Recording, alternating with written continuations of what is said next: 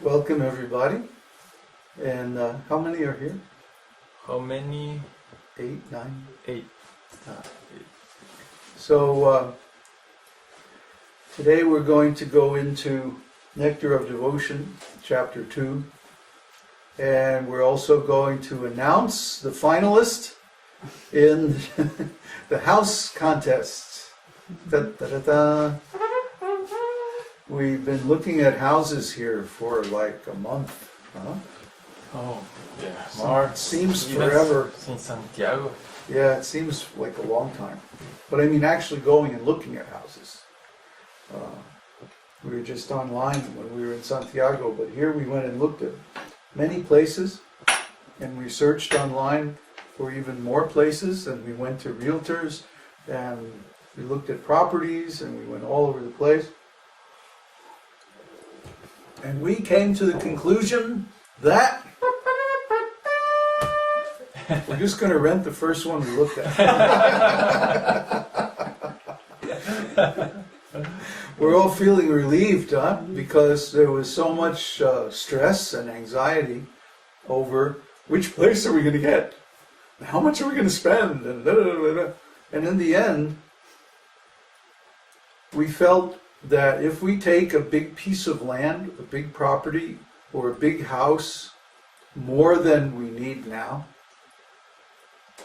with just a few devotees, it's only 5 of us now, that we would be taking too big of a responsibility, too big of a task. That it would put us under stress, it would affect, well, it already was affecting our devotional life. I mean, when Uddhava doesn't want to get up in the morning and chant, then something is wrong. So, we got to the point where we realized this is over endeavor. In the Nectar of Instruction, Śrīla Rūpa Gosvāmī says there's 6 things that will destroy your spiritual life. One of them is collecting too much, like going out and fundraising and collecting too much. The other one is over-endeavoring for mundane things that are very difficult to obtain. So in our present situation, 5 monks, if we get a big house or a big property, many hectares and like that, and then there's only 5 of us, we're going to be stressed out. And we're not going to be able to keep the focus on our sadhana the way we should, and we'll start having spiritual problems, and then we're in a dangerous situation. So we decided, just take the easy path. Lao Tse was right. When you're easy, you're right. When you're easy, you're right. If you are facing this huge, monstrous task, then you can't be at peace. See? But we want to be at peace because, after all, as long as we're chanting Krishna's name, as long as we're engaging in devotional service, as long as we're serving the devotees, and as long as we're preaching especially, then we're safe. We're protected. We don't have to worry. We're okay. Even if the whole world falls apart tomorrow, we're in good shape. Krishna will protect us because we're 100% engaged in His service. Now, if we start taking on all these big projects and we're not really ready for it, either financially or in terms of manpower, we're going to get strung out, So we don't want that. Yeah, but next year is, or even before. Next year is a whole different story. Next year is going to be a whole different ballgame. We're going to have people pounding on our door next year. Hundreds of people. Big tanda. Well, the thing is, everyone is welcome, but they have to be qualified. They have to go through the Bhakta course, and they have to show that they're sincere. And we have to develop some relationship with them. I don't want to be out in the middle of the woods with somebody that I don't know. Scared the wild animal. Well, yeah, because a human being can do a lot more damage than a wild animal. So we want to make sure that the people are with us, we know them, we trust them, we have a good relationship with them, and that their heart is in the right place. That's the most important thing. If we take on somebody whose heart is in the wrong place, then they'll suffer, we'll suffer, and you'll also suffer, because we won't be able to present these programs so nicely anymore. So we decided, just take the easy path, take the house that's right for us right now. Not in the future, not if we get more men, not if we get more money, no. That's not happening yet. What's happening right now is that we have 5 men, and we're still in a very kind of growing stage of our community. So if we overreach, then we're going to be in trouble. So let's not go there. We were all feeling anxiety over this choice. So it's better to just drop the things that are causing anxiety. This is sadhu. See? Sadhu can renounce anything. Even when it's appropriate, he can renounce the material body. As long as there's some service value in it. We don't just renounce things for the sake of renouncing. Oh, we're so austere, we're tough guys. No. But we renounce things for the sake of pleasing Krishna. That's our philosophy. That's our real philosophy. So if we can use something in Krishna's service, we don't renounce it.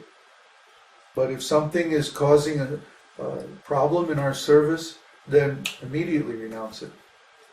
So as soon as we were feeling anxiety because of these different deals and places, it's like, you have no idea. Chilean culture is that you wheel and deal and you negotiate and you make a different price, and then you try to get the other guy to go down or go up, or you don't want any of that.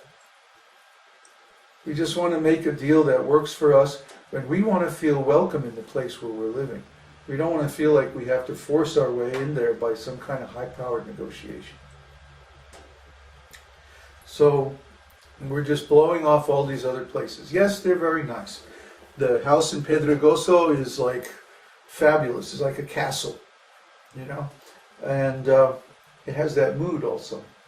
Mm-hmm. Like the master bedroom, like overlooks the whole estate. It really has that kind of mode of passion style to it. Yeah. And then the other place up on the mountain is very wild. It's very nice. I like it a lot. But it would be so much work. And if other people came, we would have to build something for them to stay in, make tent spaces or something. And it's great and it's beautiful and it's pure and all.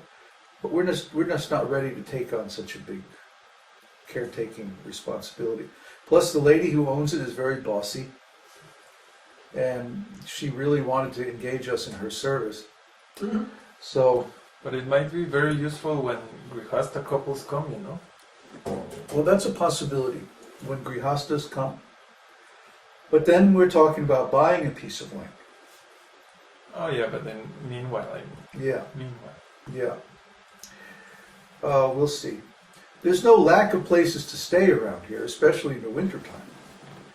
And the place where we're going to go is very interesting. There's like 5 houses in this little compound, and all different sizes and capacities. And so the people are very flexible, and we can certainly work out accommodations for whoever's going to be here, as long as we know a little bit in advance when they're coming.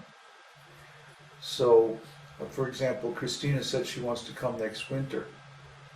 Winter in the north, it'd be summer here. So, we can just reserve the house in advance and get a monthly rate for it, which is much more reasonable than the normal summer rate. I think we're in a better position because it's more flexible. It fits our needs exactly the way they are now. The place has a very nice big circular room, which is a temple room, natural temple room. And then it has like a corridor with these little rooms, one for every monk. And big kitchen. Big kitchen, yeah, with a gas range and a wood stove. A big fireplace in the living room. You know, the only thing we have to figure out exactly is how to heat the bedrooms and also the internet. We're going to try to get DSL internet. But if not, maybe we can rig up something, you know, with some kind of Wi-Fi or something. Yeah. You know, there's a way to amplify the signal of a Wi-Fi antenna. We can put it up on the roof and hack somebody's Wi-Fi. No, we don't know. Oh no, we can't do that. Where's my halo?